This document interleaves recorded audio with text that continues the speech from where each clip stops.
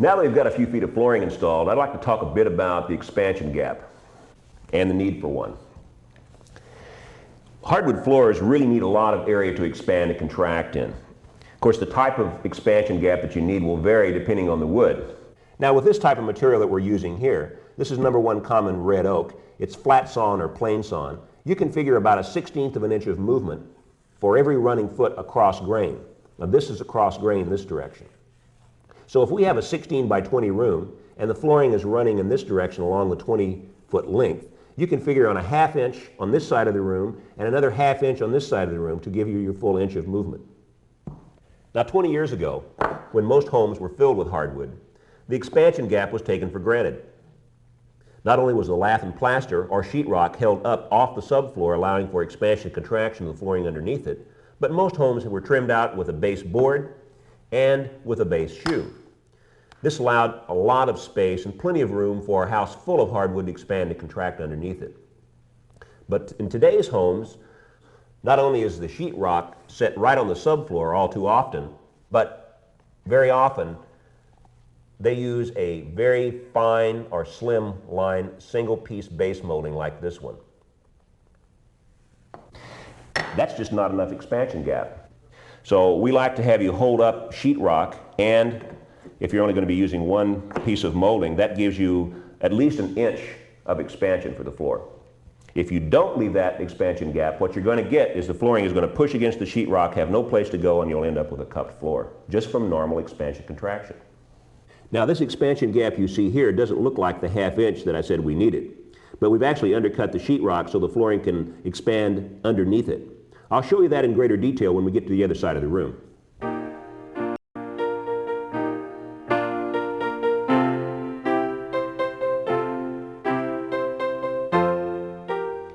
Okay, we've just finished laying flooring up here to the edge of the heat duct in the dining room. And rather than just cutting out the vent hole here and later inserting a metal register, I like using a wood register. A flush fitting register is my favorite, and we put a border around that like you see and screw it and plug it in place. And the flush fit register goes right in here like this. I really like these. My friend Jack makes these down at Wood Air Systems in Portland, Oregon. You know, rather than using this, you can also go with a retrofit, or you can cut the hole out and just slide these on top if you think the border is too much of a problem. In this particular instance here, we've had some problems. As we talked about earlier, we had a lot of really rough spots in the subflooring, and we're having to staple some cardboard here. I've used file folders. We've stapled into place to help level this border area out here. Well, we're doing this carefully so that it remains square, and it's quite difficult to do that with this subfloor in the condition that it's in.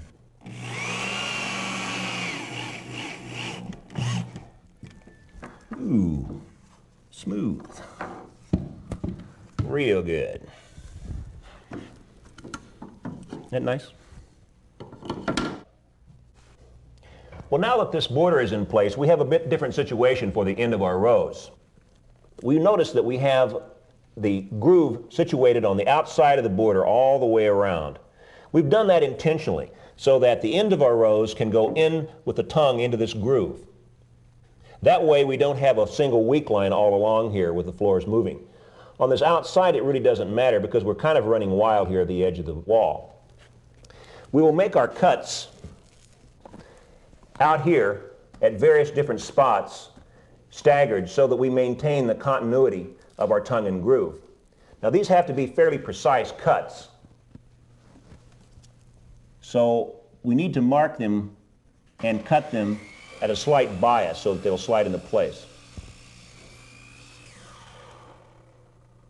Whoa, I'll tell you what. Now you're probably saying, I wonder how many cuts this guy had to make to really put this on film. But it was the first cut, first time.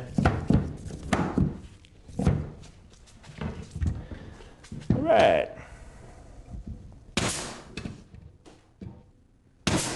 Mighty fine. All right.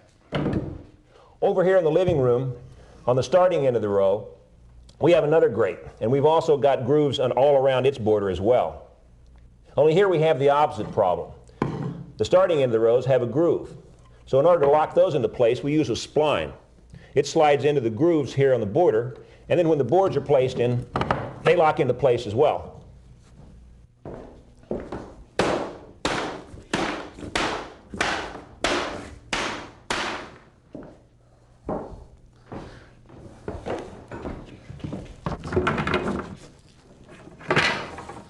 One of the nice things about these nested bundles is the boards are almost racked out.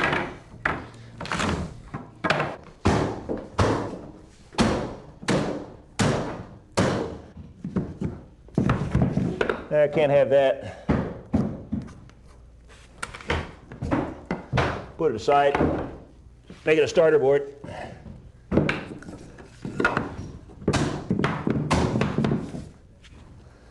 Okay, that'll work. Tongue off this guy.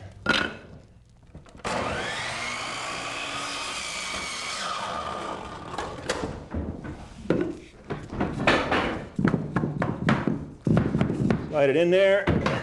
When we have a tight fit at both ends of the row, like we do here, we have to center fit or work from both ends towards the middle to maintain a tongue and groove along the headers or borders that we've got. Center fitting requires precise work.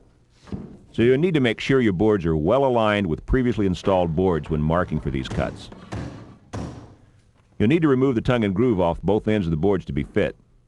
A scrap piece of flooring set in the chop saw like this will give a slight bias to our cut, making the fitting easier.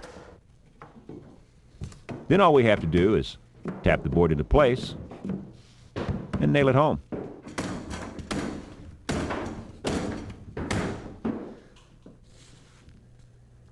As I said earlier, it's best to maintain the tongue and groove integrity between boards whenever possible, especially along contiguous joints. Ideally, we'd use a router or other device to make a groove in the boards we've had to cut to fit around these borders.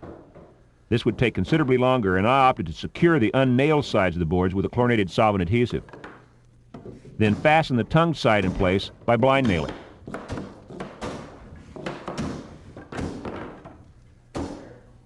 A single thin strip here on the wall side of the dining room vent, rather than all these little small pieces, would have been a lot easier and faster. I just couldn't bring myself to do it. Can you see the difference?